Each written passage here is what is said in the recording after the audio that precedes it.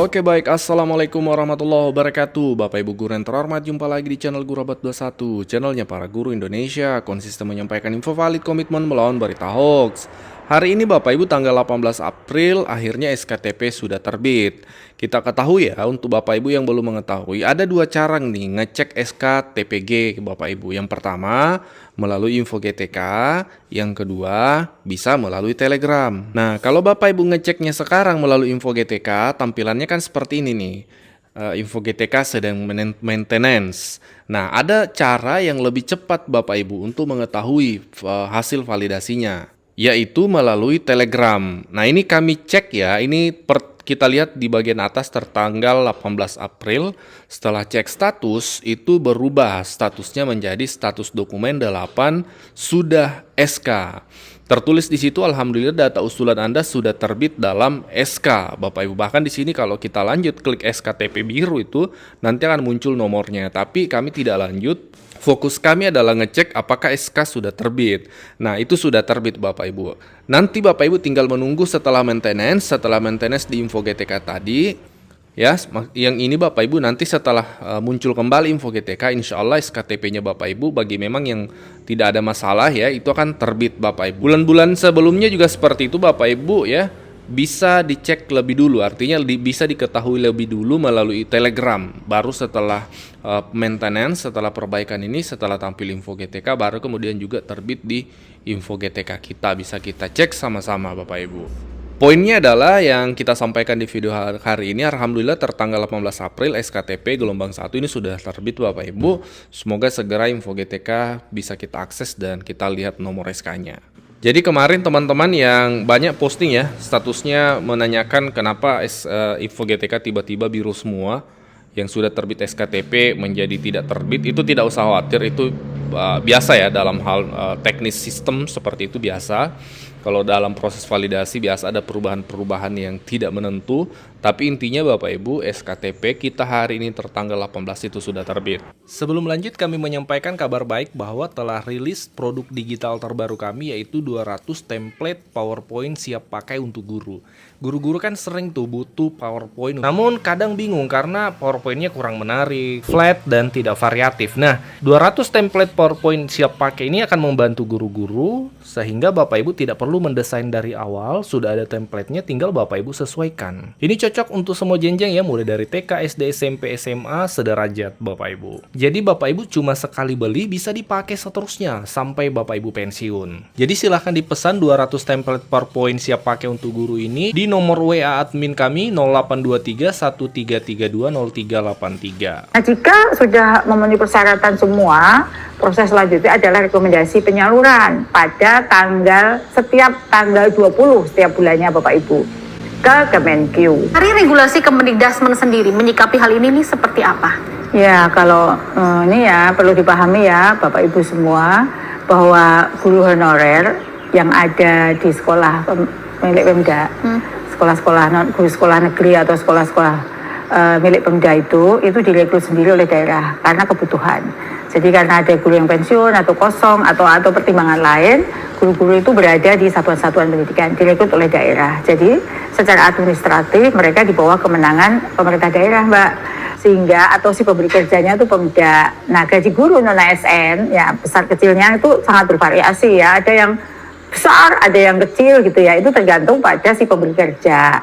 Oleh karena itu ada kesanggupan tersendiri di masing-masing Pemda, dan biasanya pada saat direkrut sudah ditanyakan nih gajinya sebesar ini ya, amal sesuai atau tidak, begitu biasanya.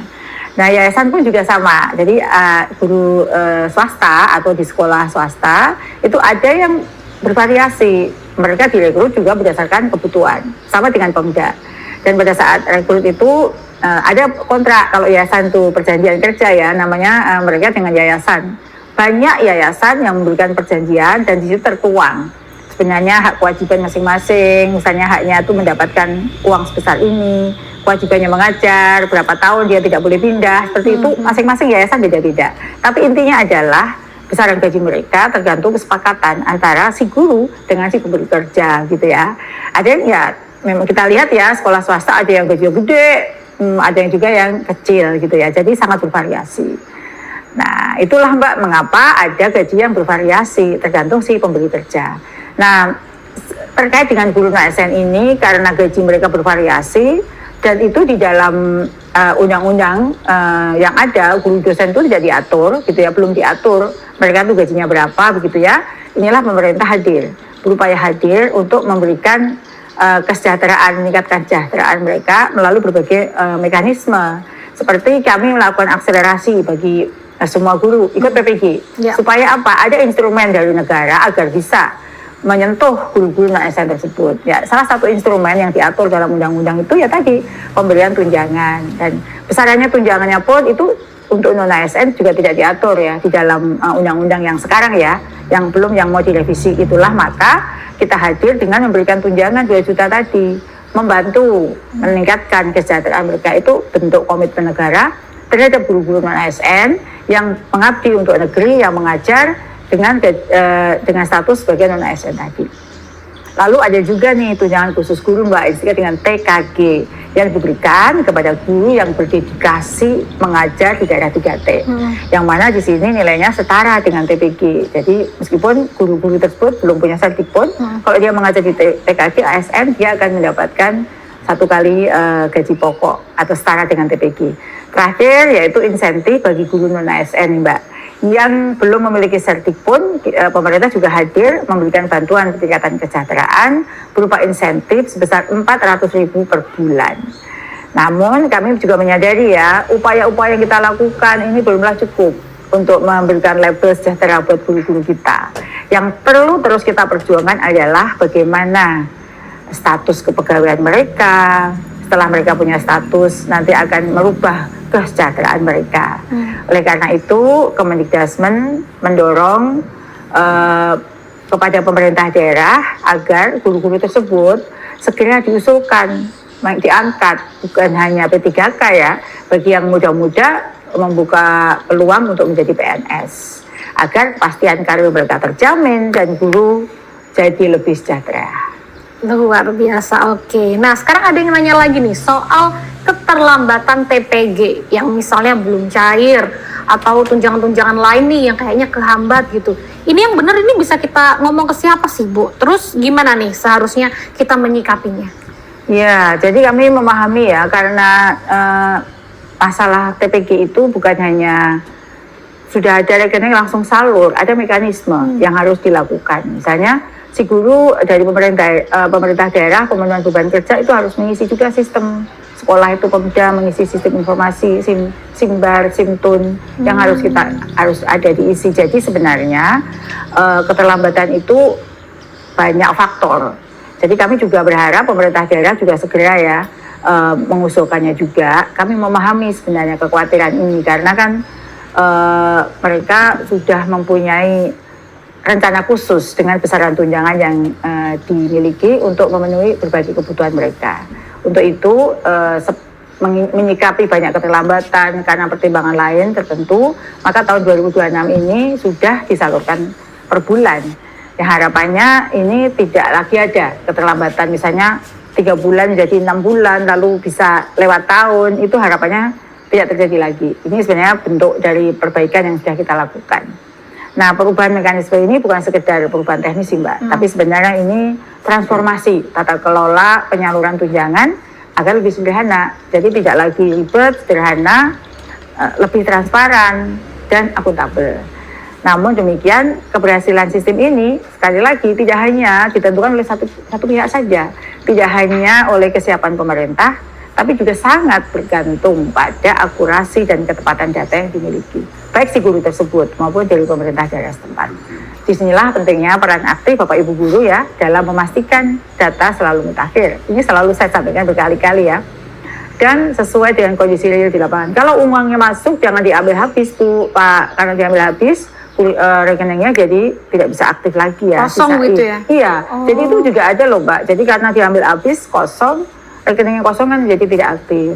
Ketika kita transfer mereka balik lagi, atau 1 digit saja rekeningnya itu nggak valid, itu uangnya kembali lagi. Dan banyaklah, intinya adalah pemutakhiran data Bapak Ibu ya, harus selalu mengecek, diverifikasi dapotiknya agar sesuai memenuhi persyaratan penerima tunjangan. Nah, jika sudah memenuhi persyaratan semua, proses selanjutnya adalah rekomendasi penyaluran pada setiap tanggal 20 setiap bulannya Bapak Ibu ke Kemenq. Nah, jangan terlambat nih dari daerah untuk melewati tanggal tersebut. Selanjutnya, Kemenq akan mengirimkan rekomendasi kepada KPPN untuk penyaluran masing-masing guru. Nah, untuk Bapak Ibu guru yang belum memenuhi syarat atau bahkan belum termutakhirkan datanya ya, di Dapodiknya pada bulan sebelumnya, tidak perlu khawatir. Loh, kok saya kemarin nggak dapet ya, uang saya kemana? Nggak usah khawatir. Segera mutakhirkan data Bapak Ibu melalui Dapodik ya, agar dapat kami proses verifikasi persyaratannya. Nah, selama Bapak Ibu tercatat dan memenuhi syarat penerima tunjangan di Dapodiknya, maka hak bayar bulan sebelumnya semasa tidak melebihi kebutuhan ideal dari rombel tersedia tidak akan hilang. Ingat, tidak akan hilang ya Bapak Ibu. Nah, namun proses penyalurannya akan dilakukan pada tanggal 20 pada bulan berikutnya Bapak Ibu.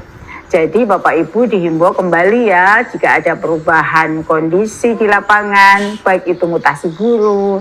Bapak Ibu udah pindah nih sekolah, Bapak Ibu nggak update datanya, ya nggak bisa terima lagi. Kalau ada mutasi guru, kemudian ada masalah perubahan data lainnya atau kejadian lainnya, segera dengan cepat perbaiki Dapodiknya ya. Maka semakin tepat waktu, maka penyaluran tunjangan Bapak Ibu juga akan semakin sesuai dengan jadwal.